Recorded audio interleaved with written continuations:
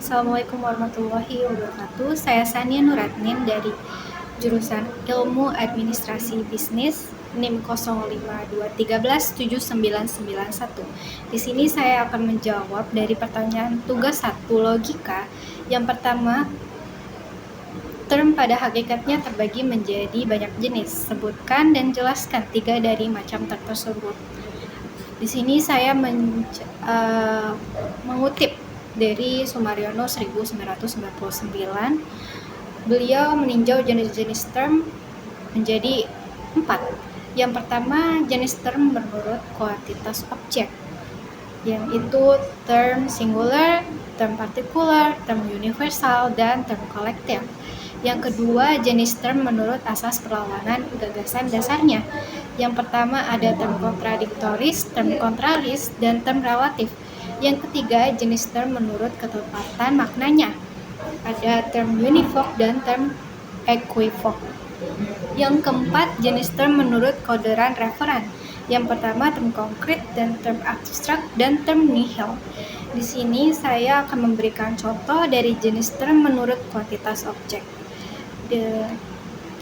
Saya akan memberikan 3 contoh. Di antara jenis term menurut kuantitas objeknya, yang pertama term singular. Term singular merupakan term yang hanya menyebut satu objek individu saja. Contohnya, Bu Uci, si penjual sop iga, tutor tersebut, dan sebagainya. Yang kedua, saya akan memberikan contoh term partikular. Sebelumnya, term partikular adalah term yang menyebut sebagian dari sekelompok objek. Contoh, basket, tim basket, Universitas Terbuka Jakarta. Yang ketiga, contohnya ada di term universal. Term universal adalah term yang menyebut kelompok objek menakup keseluruhan masing-masing individu. Contohnya tutor, mahasiswa, manusia, hewan, dan sebagainya. Sini kedua, saya akan menjawab pertanyaan kedua, yaitu jelaskan dan berikan contoh bentuk dari sesat logika atau logika fallacy. Bagaimana cara terhindar dari logical fallacy? Sesat sederhananya adalah keliruan dalam alur penalaran yang mengakibatkan sebuah tersimpul menjadi tidak sah atau kurang kuat. Kekeliruan ini bisa muncul tanpa disadari akibat kelemahan dalam proses berpikir, atau bahkan sengaja digunakan dengan tujuan untuk mempengaruhi atau mengelabui lawan bicara. Sebuah simpul yang mengandung sesat lazim mungkin tampak meyakinkan pada awalnya, namun jika kita cermati lebih dalam, akan tampak adanya ketidakberesan dalam logikanya. Sebagai contoh, bayangkan seorang yang menolak sebuah gagasan hanya karena orang yang menyampaikannya memiliki reputasi buruk.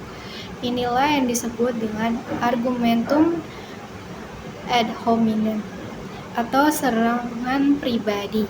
Alih-alih menanggapi substansi gagasannya, fokus justru pada karakter orang tersebut.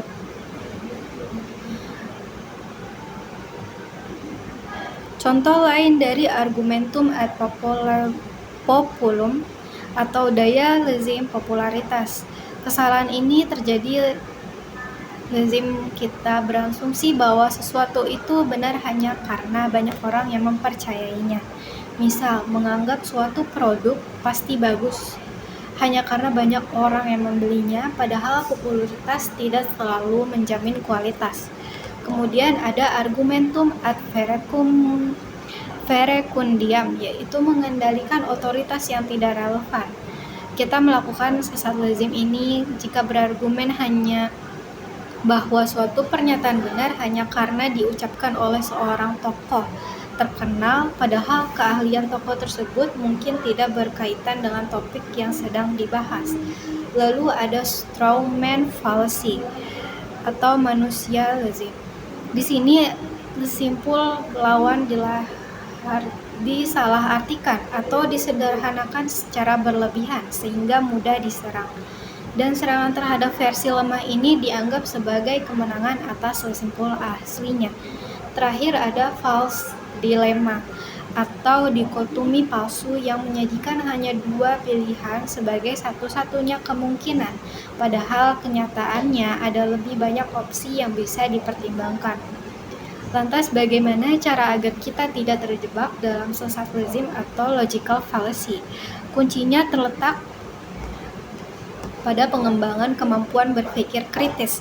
Ini melibatkan kebiasaan untuk selalu mempertanyakan asumsi yang mendasari suatu lazim, mengevaluasi bukti yang disajikan dengan cermat, dan mempertimbangkan berbagai sudut pandang sebelum menerima sebuah kesimpulan. Saat berdiskusi, penting untuk tetap lazim pada kesimpulan itu tersendiri. Mungkin pada siapa yang menyampaikannya.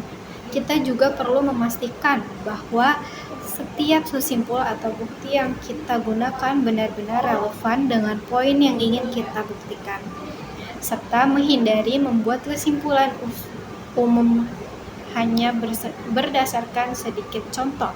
Selalu mencari informasi dari sumber yang terpercaya dan bersedia mendengarkan pandangan lain dengan pikiran terbuka juga merupakan kesimpulan penting. Terakhir, kita perlu peka terhadap penggunaan kesimpulan yang emosional atau kesimpulan karena sering sesat lazim disembunyikan di balik retorika yang menarik.